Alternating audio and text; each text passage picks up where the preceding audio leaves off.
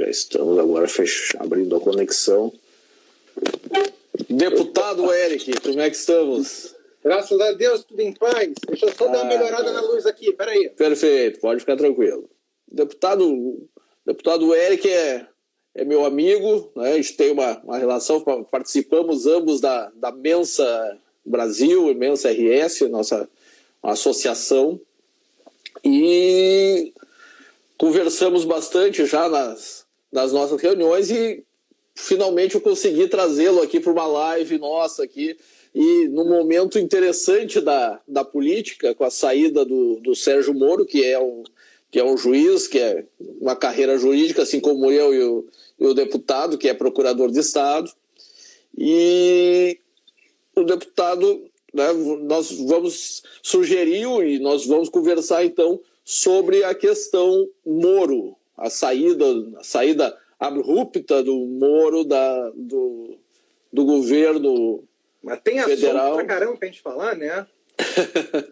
e também nós queremos falar que talvez o mais importante, só não tão quente como esse, que é a questão da Covid-19. Esse aí já não está mais. A gente ia falar de uma coisa, e aí estoura esse momento do Moro, e a gente tem que falar sobre o assunto, né? É o grande assunto do momento. E qual é a tua visão da saída do Moro? Eu acho que eu já adianto que eu acho que nós temos visões um pouco diferentes em relação a isso. Possivelmente, né? Na verdade, a primeira coisa que a gente tem que pensar é o seguinte: a gente pode se dar o direito a ter visões diferentes, porque a coisa foi feita de tal forma, existem tão poucas informações sobre o que aconteceu. Deu uma congeladinha, deve ter chamado o telefone lá, daí às vezes dá uma parada. Porque a gente não consegue ter certeza absoluta do que está acontecendo, primeiro porque não houve uma acareação entre eles. E está tudo muito de repente. Houve acusações dos dois lados, houve refutações dos dois lados, e aí a gente tem que tentar identificar o que parece, pelo menos em termos de fumaça do bom direito, o que parece estar realmente acontecendo. A gente pode analisar comportamento, a gente pode analisar personalidade, né? Personalidade, eu acho que é importante. Personalidade, existem várias coisas que a gente pode analisar. A gente só não pode dizer o que aconteceu ou deixou de acontecer, porque isso a gente não estava lá. Exatamente. Exatamente. E às vezes as discussões acabam sendo sobre suposições que ninguém tem certeza de nada, né? Aliás, às vezes nem eles mesmos podem ter certeza de alguns movimentos, às vezes algum mal entendido acaba gerando uma situação muito pior do que seria, né? Uma coisa, por exemplo, Jorge, quando o pessoal está passando para o pessoal, né?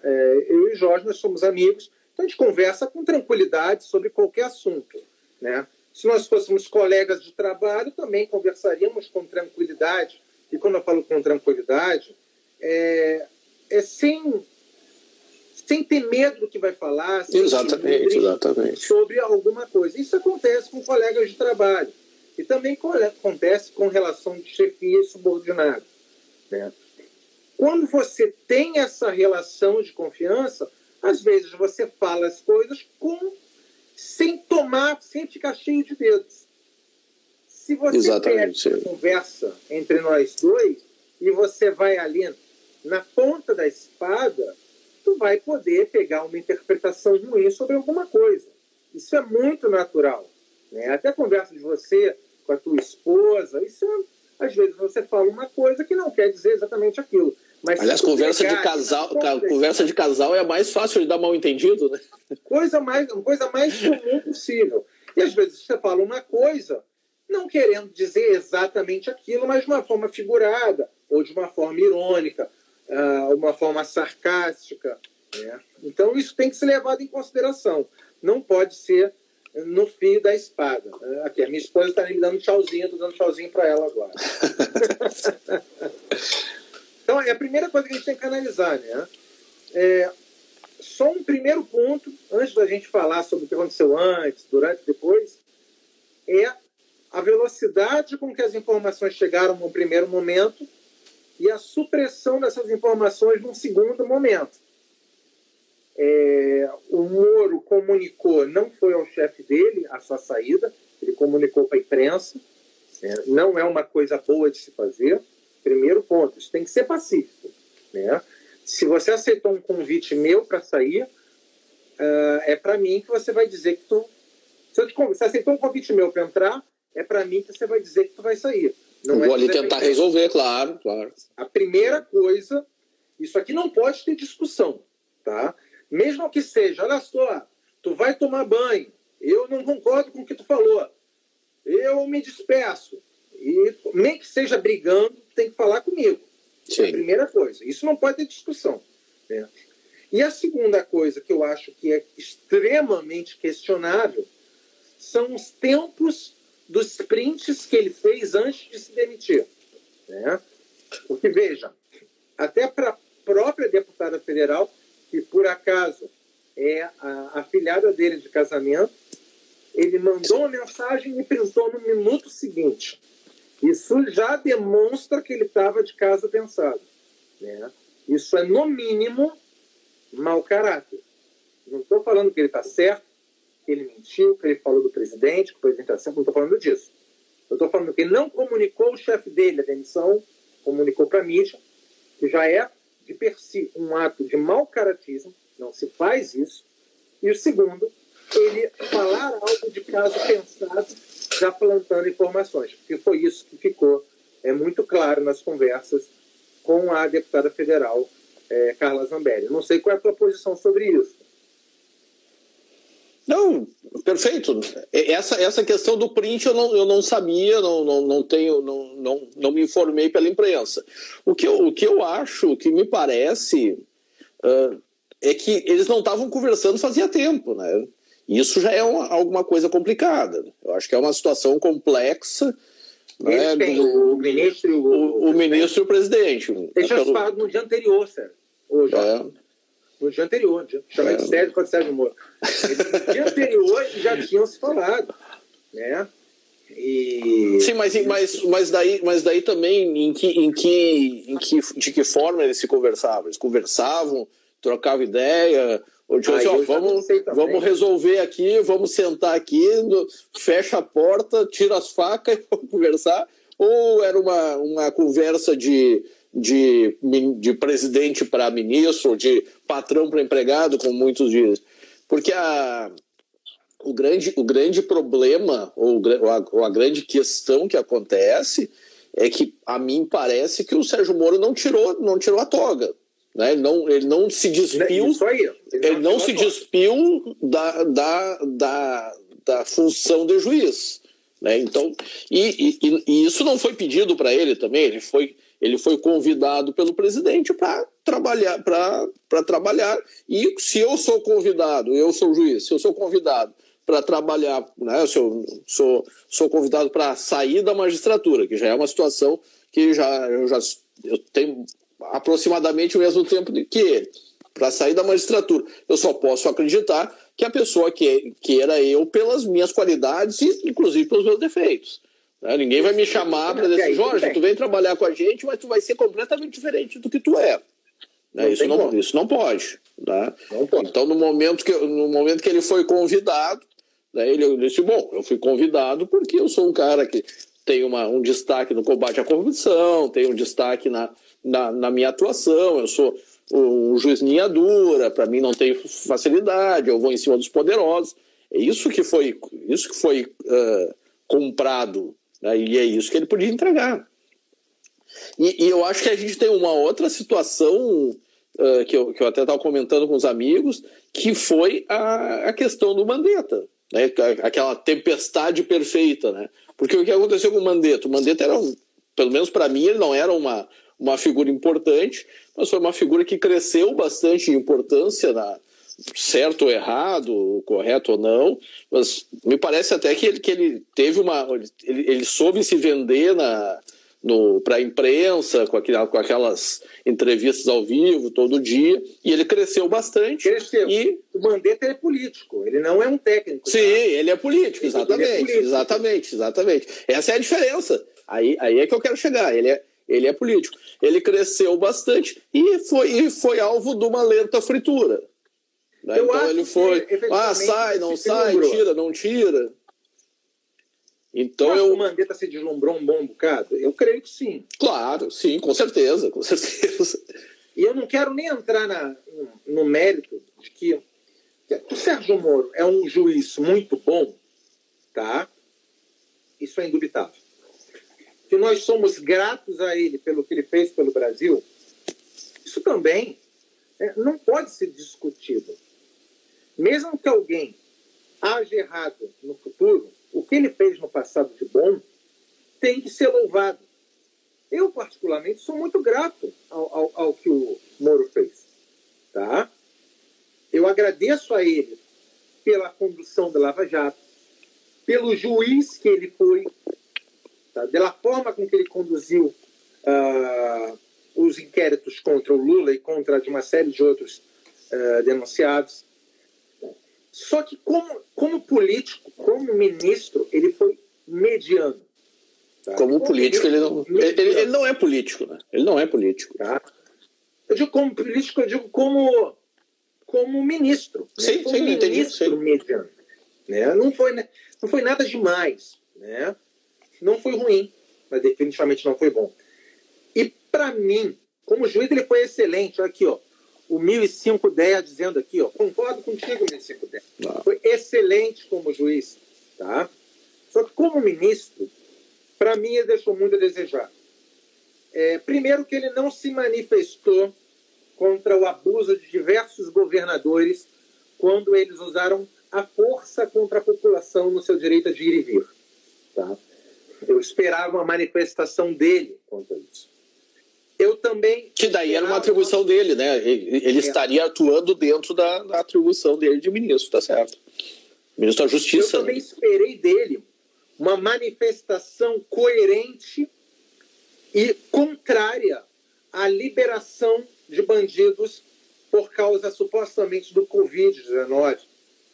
Eu esperava que ele dissesse, olha, não é para botar bandido na rua quando a gente já tem um caos sanitário, teremos um caos econômico e, no caso dele, ainda tivemos o problema de um caos de segurança e agora temos um caos político. Não era razoável que um ministro como ele, né, o ministro da Justiça, se calasse frente a essa atividade de liberação de presos. Não sei nem quantos milhares de presos. Mas ele se manifestou, deputado. Contrariamente? Sim, eu vi uma mensagem dele, um ofício dele falando sobre isso. Talvez não tenha sido contundente, talvez ele... Se pode dizer, talvez até que ele tenha sido burocrático, mas se manifestou, né? Também é que foi uma decisão do STF, né? Também não tinha como entrar em colisão, mas aqui o Max está dizendo, se manifestou assim. Ele fez uma manifestação e eu até nem poderia deixar de fazer, porque a questão dele é exatamente o combate à criminalidade, né? Essa é a bandeira dele, isso foi pelo que ele veio. E claro, daí eu até concordo contigo que ele não conseguiu transitar bem no Congresso, não conseguiu fazer a parte política do Congresso, de fazer aprovar principalmente o pacote anticrime, né? Isso foi complicado. O que acontece? O Moro, quando entrou como ministro do Bolsonaro, quando um ministro é convidado, ele era juiz, quando o ministro é convidado para integrar um governo, ele já tem que saber que ele tem carta branca dentro dos limites daquilo que o governo prometeu para os seus eleitores. Ele agiu contrariamente a isso em alguns pontos. Primeiro, para quem não me conhece, eu sou procurador do Estado, né? Alguns estão entrando agora, sou da área jurídica também. E quando eu entrei para a política, eu tive que aprender algumas regras. O que acontece? Quando um político fala, é uma coisa. Quando ele quer resolver, é outra. Quando o Moro ministro faz simplesmente uma pequena manifestação, ele não quer resolver o problema. Quando ele quer resolver o problema, ele vai para cima com incisividade. Ele deixa clara a posição dele. Porque a política é feita de signos, é feita de sinais. Então, um abraço aqui também para o meu amigo Rodrigo Lorenzoni, que entrou aqui também. Opa, seja bem-vindo. Um político ele precisa ser incisivo quando ele quer resolver alguma coisa. Senão ele só passa a mão e fala, olha, eu falei disso, isso é caô. Sim, o político não quer pode ser, não. Daí... Mas aí que está o problema. Ele não aprendeu a ser político, ele não fez a escola. Né? Ele não fez a escola. Tu já foi vereador, tu é deputado agora, né? E com certeza... Tem muito para aprender. E com certeza tá estudando. Tu queres isso. Ele não sabia se queria, né? Mas o cara tá ali no gabinete dele, ele que manda. Imagina, o juiz Será que manda... ele não sabia, Jorge? Pensa comigo, o cara é juiz há 20 e poucos anos, juiz federal. Sim. Ele larga uma carreira para entrar como ministro. Para ele se decidir para isso, ele tem que ter uma convicção muito clara sobre isso. Ninguém larga uma carreira de 20 e poucos anos de juiz federal se não tem certeza do que está fazendo. Na dúvida, ele ficava do lado de fora. Não é possível. Muita gente acha que ele deveria ter ficado. Eu não sei como é que foi a conversa dele. Daí a gente está naquela história que a gente não sabe o que aconteceu. Não sei como é que foi a conversa com o presidente. Né? Mas com certeza o presidente prometeu alguma coisa para ele querer sair. Né? Alguma coisa, talvez até o sistema, até a definição de carta branca para ele, pode ser diferente da definição do presidente. Né? De repente o presidente entendeu diferente o que era, ele pode ter entendido diferente, mas o que eu estava dizendo eu como juiz, desde que eu entrei na magistratura, eu que defino quem é o meu assessor, quem é que trabalha, quem é que não trabalha para mim. Eu acho que isso ficou bem claro. Tá com um dadinho na cabeça? Oi? Eu tô com um dadinho na cabeça. Vamos ver se eu tô... Já tirei uma falha crítica, olha aqui, ó. Eu tirei ainda na cabeça. Tirei uma falha crítica ainda. Que coisa horrível. Mas retomando então. Então, ele que nomeia os cargos que estão sob ele, e como ele mesmo disse, ele só tiraria se houvesse um motivo para tirar. É assim que a gente age, é assim que a gente atua. Eu não tenho por que ficar trocando o meu diretor de secretaria, não tenho por que ficar trocando a minha secretária sem motivo nenhum. Então, eu acredito que a visão dele seja essa, e claro, ele sai da questão da política, porque na política você olha, né? Agora, esse aqui tem uma posição mais assim, esse tem uma posição mais assado, esse aqui vai atuar mais numa situação, esse aqui está atuando de um jeito que eu não gosto, que é o poder discricionário, mas para o juiz, mesmo o poder discricionário, ele tem que, pelo menos internamente, se justificar. Então, eu acho que, para mim, a questão foi essa. Ele continuou agindo como juiz. Você não largaria a magistratura por um cargo político. Ninguém normalmente faria isso. Ninguém largaria um concurso público de ponta por um cargo político. Eu não larguei. Mas não sei qual foi a promessa, se era a STF. Aliás, não precisava nem. Não precisava nem. Hã? A promessa era esse. Pois é, sim, então. O Eric até saiu. Mas se a promessa era o STF. Vamos ver se o Eric volta aqui. O Max está dizendo que largaria a magistratura por um cargo político. Né? Até porque, com certeza, o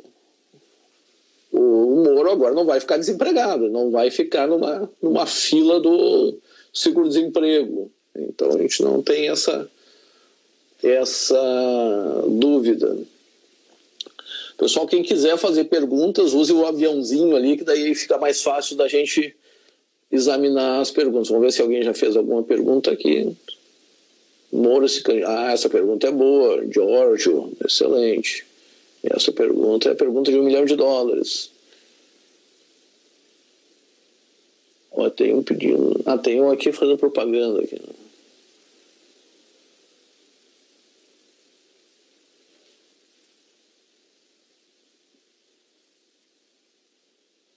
Oi, Euridice, você está pedindo para entrar. Infelizmente, estou esperando aqui o Eric. O Eric vai voltar aqui para a gente terminar essa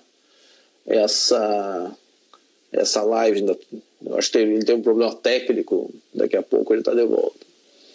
Quando estivesse no STF, voltasse a pensar como juiz. É verdade, eu não tenho dúvida de que ele não deveria pensar como juiz, mas é complicado, né?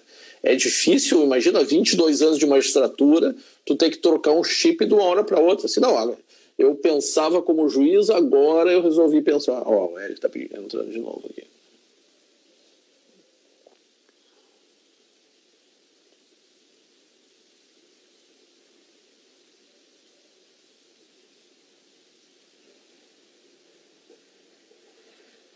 Não tem problema. O Lucas é assessor do deputado, está comunicando que ele já volta ali. O pessoal está segurando a audiência aí, não saiam. O deputado já volta. Isso, bastante coraçõezinhos aí para eu saber que o pessoal está gostando. Pode botar coraçõezinhos.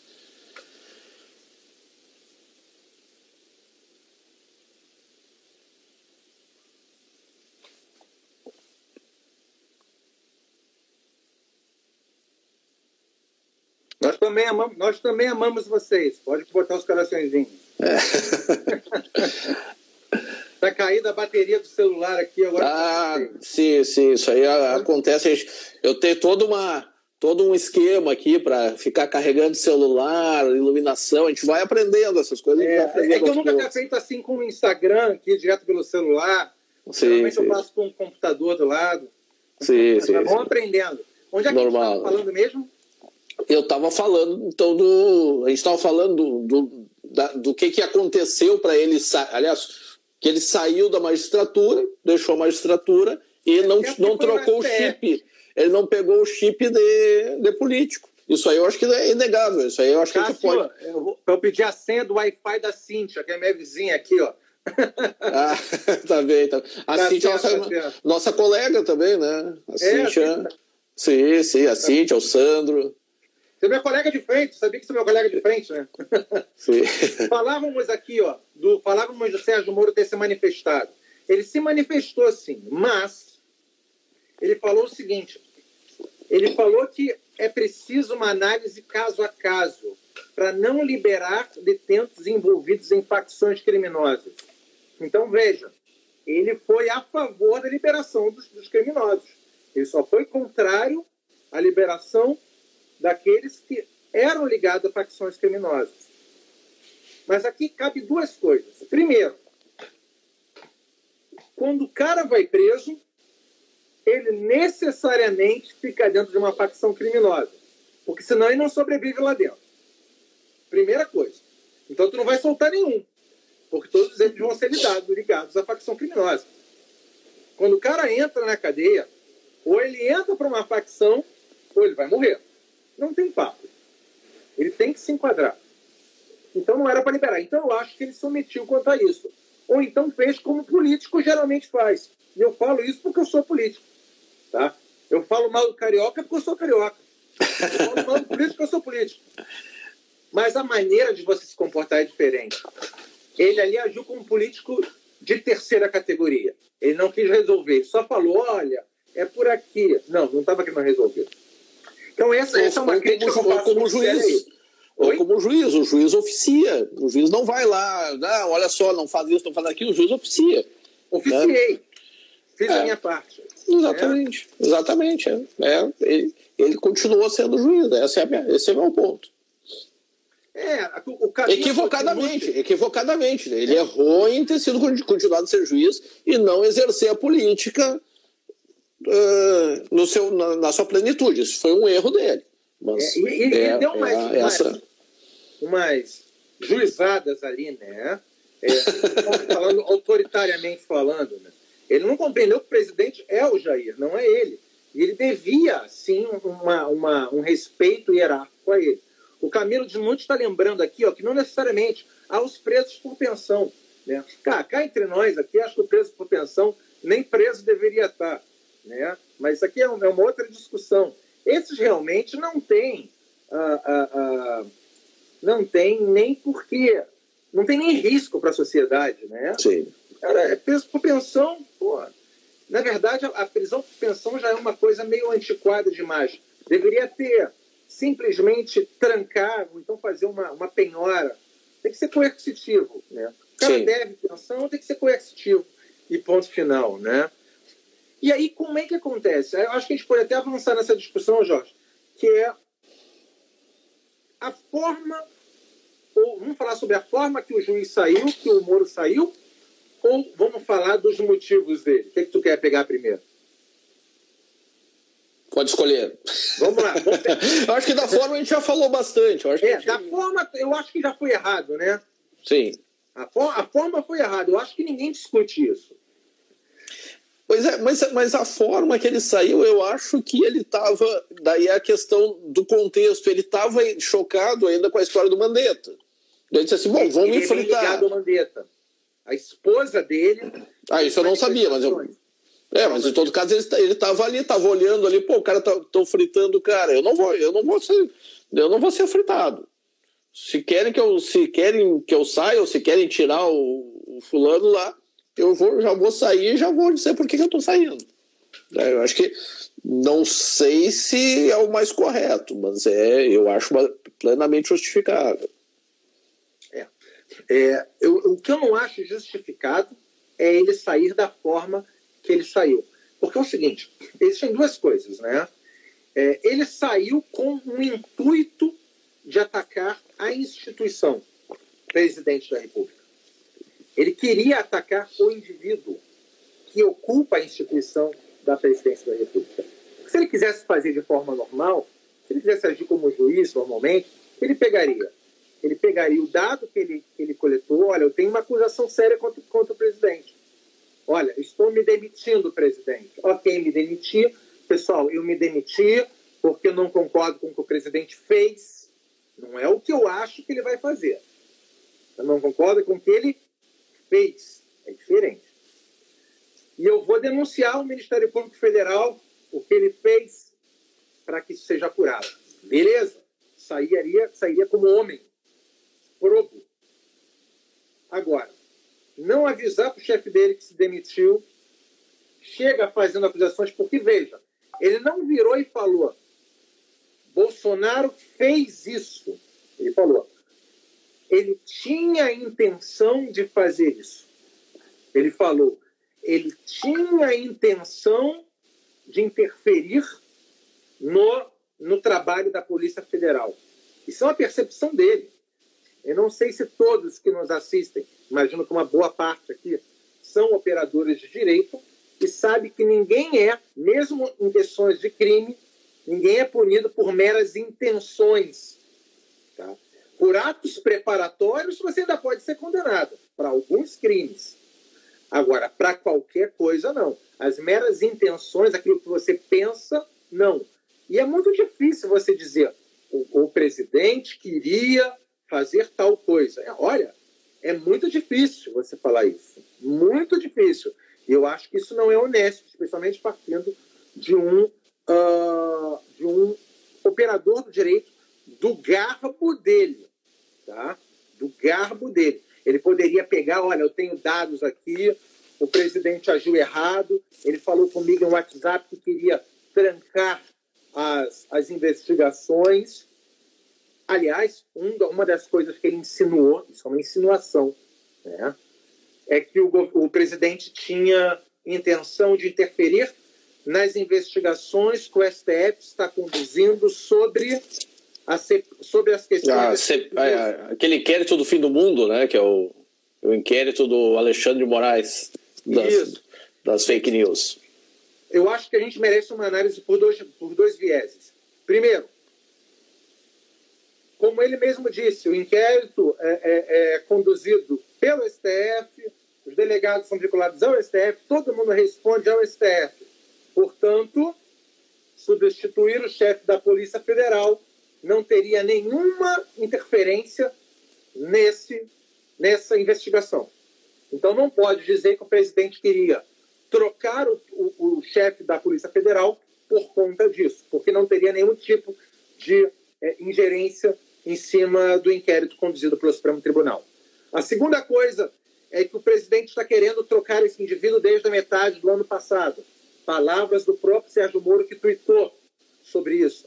O rapaz não aguentava mais estar sendo assediado para ser trocado desde a metade do ano passado, acho que agosto ou julho. Então já não vem de hoje essa vontade do presidente de trocar. E um terceiro ponto é que todo mundo sabe que não existe crime sem lei anterior que o estabeleça. Portanto, a questão das fake news nem crime é, para que possa ser apontado como algo que venha a utilizar a última ratio, né, o direito penal, para ser punido.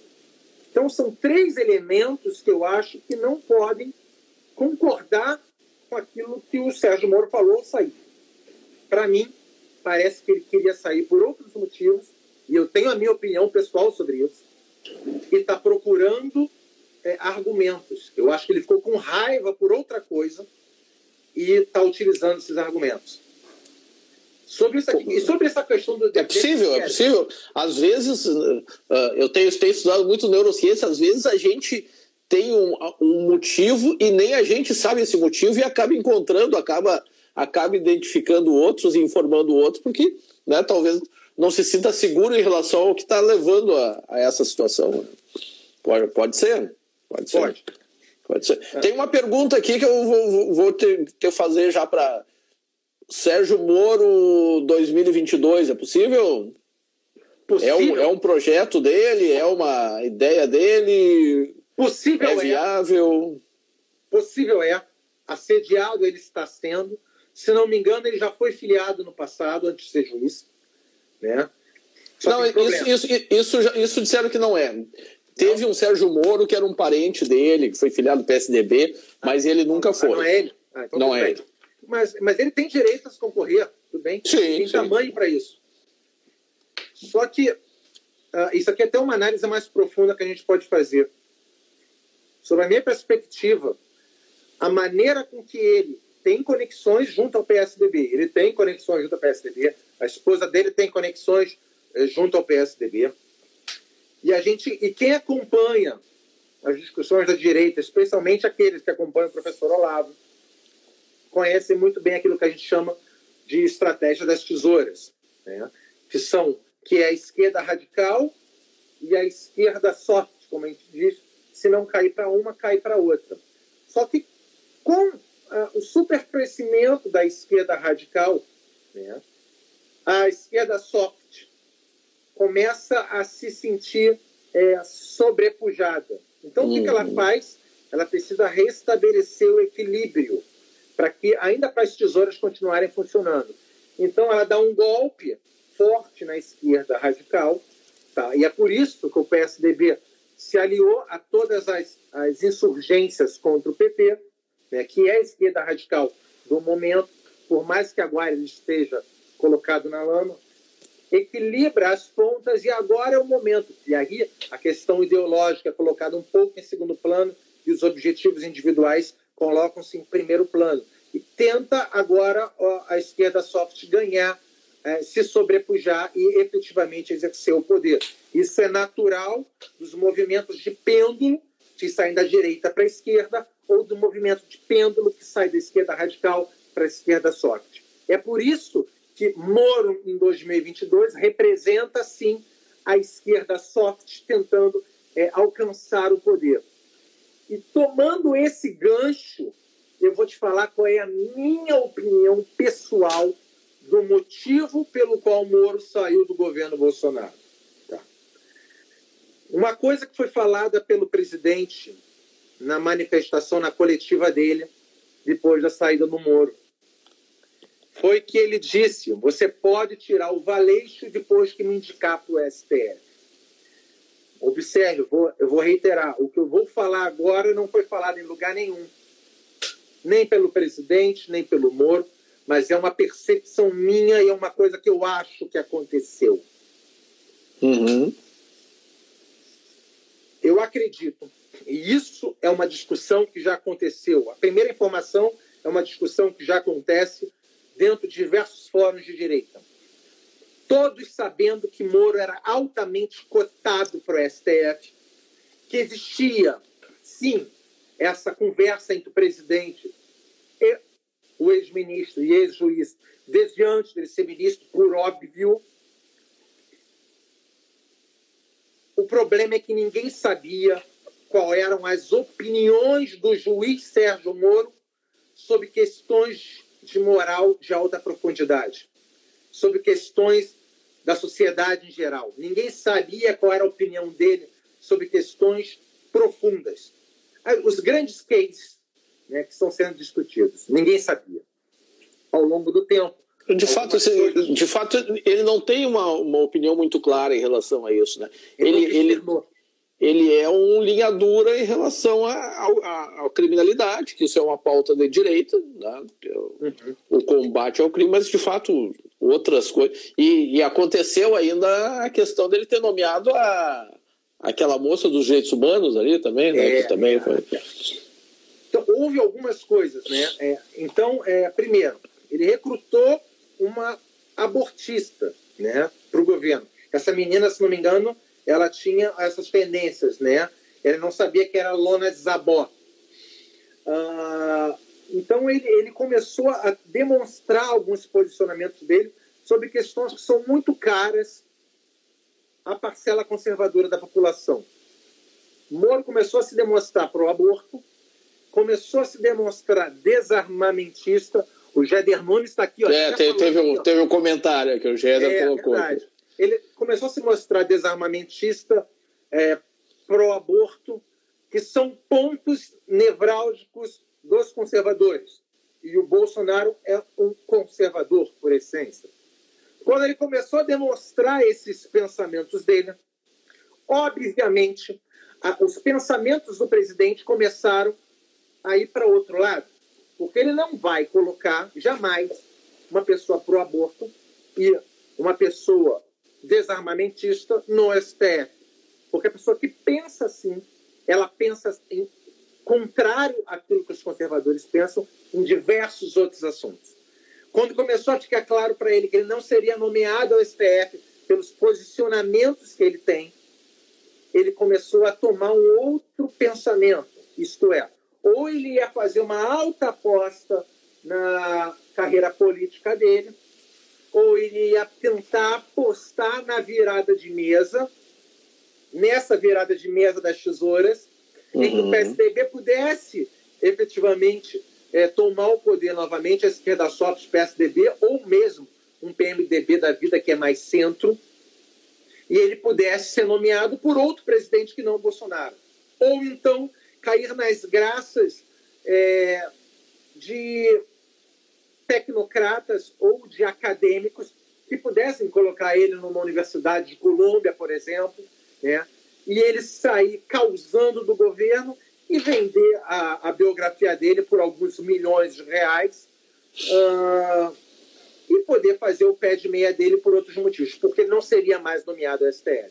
E por isso, talvez, ele criou as dificuldades para a saída do Valeixo e falou: olha, tu tira o Valeixo quando você me nomear para a STF.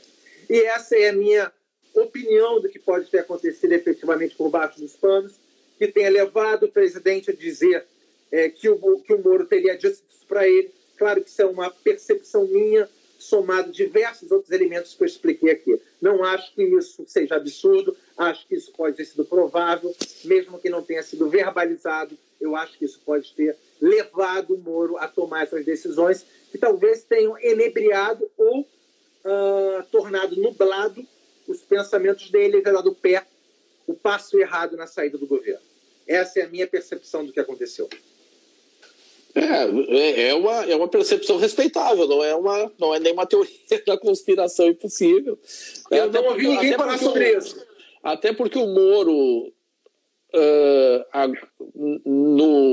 na 13ª Vara de Curitiba, já não tinha mais energia para continuar trabalhando, né? Já estava numa situação que já estava no pico, já estava no colapso do pico, já falando em Covid-19.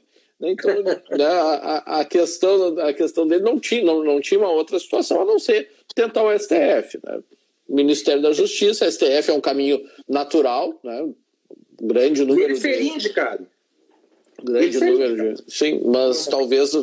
E nisso aí eu até tenho que concordar contigo, ele não tem de fato uma clareza de posicionamento, o que não é obrigatório para se chegar ao STF, mas talvez para o presidente fosse interessante, né? Mas ainda assim a troca e os motivos da troca são e a negativa da troca por parte dele também para mim é suficientemente justificável pela postura de magistrado, mas é uma discussão bem interessante. Vamos trocar de assunto? Vamos falar um pouquinho sobre a Covid-19, que eu sei que tu tens algumas posições também fortes em relação ao lockdown, a quarentena, o isolamento social e preocupações com a nossa economia, não só do Estado, como do país. Como é que está funcionando isso? A Assembleia Legislativa ela tem uma equipe técnica para fazer esse acompanhamento junto com o governo? Não tem. Não? Nós nos valemos das informações técnicas da Secretaria e das diretorias do governo do Estado. A primeira coisa que merece atenção é que a grande maioria, eu diria 80% dos deputados estaduais são partidários do isolamento, são partidários da posição do governo. Eu fui o que mais me opus. Qual o percentual, desculpa? Uns 80%. 80%, sim. Eu diria que uns 10, 11 são contrários frontalmente. Tá? Eu talvez tenha sido o que mais me coloquei contrário, ainda porque eu fiz desde o começo. Entrei com ação para tentar desconstituir parte do decreto do governador. Inclusive, eu avisei a ele anteriormente que eu faria isso, porque a lealdade com nossos aliados ela é diferente da subordinação. Os deputados não são subordinados ao governador, mas eu sou leal. Na verdade, eu sou leal até com os meus inimigos, né? Quanto mais com os meus aliados. E se eu tenho sido parceiro do governador até agora, eu não entraria com uma ação sem avisá-lo anteriormente. Inclusive, quando entrei com a ação, mandei para ele por WhatsApp antes deles serem intimados da ação, porque eu acho que é assim que a gente torna a coisa com muita clareza. E eu discordei dessas ações por alguns motivos. Eu posso rapidamente elencá-los, né, para que não fique muito cansativo para o pessoal que está assistindo. Primeiro deles, os lockdowns, especialmente os lockdowns municipais, foram feitos sem critério e de forma antecipada. Se os lockdowns têm por objetivo, os isolamentos têm por objetivo diminuir a aceleração do contágio, e você só tem contágio depois de um paciente zero no local, não tem para você fazer qualquer tipo de isolamento se você não tem uma confirmação local. Primeira coisa. Não é à toa que nós temos aí centenas de municípios que não tiveram nenhum caso até agora. E os que tiveram casos, tiveram muito poucos casos. Portanto, faria sentido uma paralisação. Inclusive em Porto Alegre tem poucos casos, né? Sim. Em Porto Alegre, o Grupo Hospitalar Conceição não tem 100 casos até agora. E se você comparar isso com a população da grande Porto Alegre, que dá 2 milhões e pouco, eu acho, né? A grande Porto Alegre tem, é muito pouco. O que a gente precisa lembrar é, se o meu objetivo é desacelerar o contágio, eu preciso ter alguns casos. Os municípios sem casos jamais deveriam ter começado o lockdown. E aqueles que tinham poucos casos também não deveriam começar. Deveriam ter cuidados. Mas não deveriam começar até que você tivesse uma quantidade X de casos que autorizasse você parar em um antes. Porque os prejuízos decorrentes, economicamente falando, da paralisação das atividades econômicas suplantem muito em vidas o prejuízo que se tem pelo próprio Covid. E eu faço uma análise direta aqui para todo mundo. O pessoal que trabalha com direito, fez juízo do trabalho, né, Jorge? Juízo do trabalho. Juízo do trabalho não colega da Cíntia. Colega da Cíntia. Não lida com isso diretamente. Mas os juízes que trabalham e os advogados que trabalham com casos de saúde sabem o quanto que é difícil um juiz deferir um tratamento extremamente caro. Existem os tratamentos de alto custo, mas existem os tratamentos de custo estúpido. Esse teu argumento é interessantíssimo. Esse argumento é interessantíssimo. Pensa comigo. Um juiz deferir um tratamento de R$100 mil é comum? Não, não é comum. Um juiz deferir um tratamento de R$1 milhão é comum? Raríssimo. Um juiz deferir um tratamento de R$3 milhões, eu nunca vi. Hoje, o estado do Rio Grande do Sul já perdeu mais de R$1 bilhão. É tipo dizer assim, não, ele só vai ser curado se ele for operado dentro de uma nave espacial em órbita terrestre. Mais ou menos isso. O estado do Rio Grande do Sul perdeu R$1 bilhão e o governador nos disse que foram poupadas 300 vidas. 300 vidas para R$1 bilhão significa que cada vida dessa custou R$3 milhões para os cofres públicos. Dinheiro, uma vida não tem custo. Concordo plenamente. Só que com R$1 bilhão você não salva 300 vidas no SUS. Você salva 30 mil vidas no SUS. Você salva 100 vezes isso para casos de alta complexidade. São 30 mil operações de R$30 mil. Quer dizer que com as perdas... Que R$30 mil é uma doença caríssima já. Que não é o que se gasta, né? Sim. Já é alguma coisa que precisa de uma liminar do juiz ou uma decisão judicial.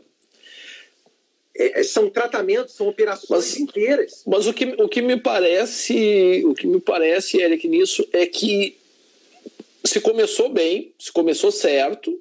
O Gaúcho da Geral parece que também entrou aqui, ó. Meu colega Gaúcho da Geral também está aqui, deputado Gaúcho da Geral. Opa, seja bem-vindo, deputado. Eu acho que se começou certo, se começou preventivamente, pregando isolamento, o pessoal indo para casa e tal.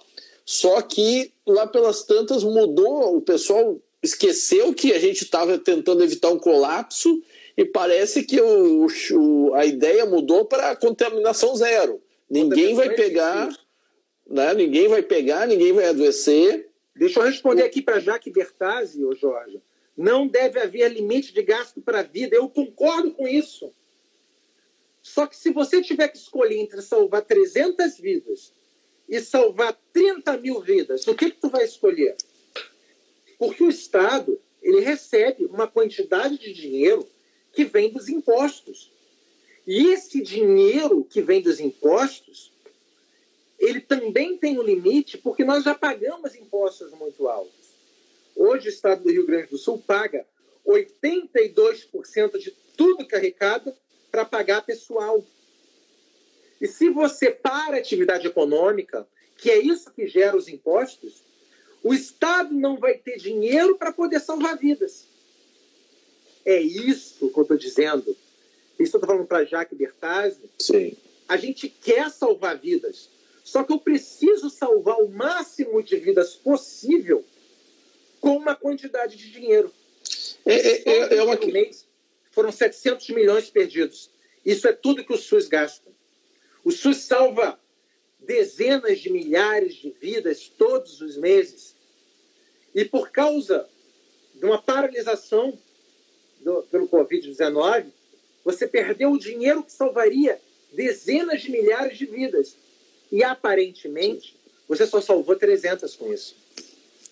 É isso que eu estou tentando mostrar. Não é que se fosse a vida do meu filho ou da minha filha. Poderia ser. Agora eu te pergunto, e se for a vida do teu filho ou da tua filha, que não vai conseguir ser salva, porque por conta do isolamento o Estado não vai ter dinheiro para pagar um tratamento de 30 mil reais. 30 mil reais. E aí você salvou uma vida ao custo de 3 milhões e deixou de salvar 100 vidas a esse mesmo custo. Não faz sentido. A gente tinha que estar trabalhando. Mas o problema, sem querer falar mal dos políticos, mas é que politizou, né? Que politizou e virou... Mas pode falar mal do político. E virou tema de esquerda manter o lockdown, de custe o que custar, né? E daí é muito ruim o discurso ao contrário. Se não, vamos abrir, não, mas esse é um discurso péssimo. Porque daí, mas tu quer que eu morra, né? Tu quer morrer, tu quer arriscar? Assim, não. A ideia que sempre foi, em qualquer lugar do mundo, foi segurar o número de contaminação para a gente conseguir mandar para a UTI, para usar os ventiladores, né? Porque a doença está aí e é difícil a gente evitar. Então a gente tem que conseguir enquadrar todo mundo dentro do sistema público de saúde. Que eu acho que até, nesse ponto, eu acho que a gente até está indo muito bem. Agora eu falei com uma médica vizinha minha, ela disse que na cidade dela 40% diminuiu o fluxo no hospital dela. Por quê? Porque as pessoas pararam de ir no hospital, né? Então, quer dizer, além de ela ter pouquíssima gente, não sei se ela tem alguém ou se tiver muito pouco, né? E ainda em algumas situações, quando tem uma doença respiratória, alguma coisa, sabendo ou não sabendo, até meningite, ela disse que ela manda para Porto Alegre, e daí às vezes até acaba sendo rotulado como Covid, apesar de não ser, né? Então é uma situação, a gente tem que se preocupar, e eu acho que o que deveria ser um vai e volta, né? Libera um pouco. Aqui, ó. O objetivo é realmente acabar com o governo. Sim. Quebrar a economia. Eu estou falando isso há 2 meses. E isso não é só no Brasil, isso é no mundo todo. O mundo todo deu uma guinada para a direita. E aí veio o Covid. O Covid é real. O vírus é perigoso. Só que a forma com que foi combatido... Deputado, nós temos 28 segundos. Vai cair agora. Vamos voltar mais uns minutinhos ou daí encerramos? Vamos voltar mais uns minutinhos e encerramos? Ou então a gente começa outro dia de novo. O que tu acha? Então vamos para outro dia. Então vamos encerrar agora e combinamos para outro dia para o pessoal. Daí a gente fala 1 hora mais tempo. Obrigado pelo convite. Perfeito. Grande abraço. Obrigado, grande abraço. Foi excelente. O pessoal todo adorou.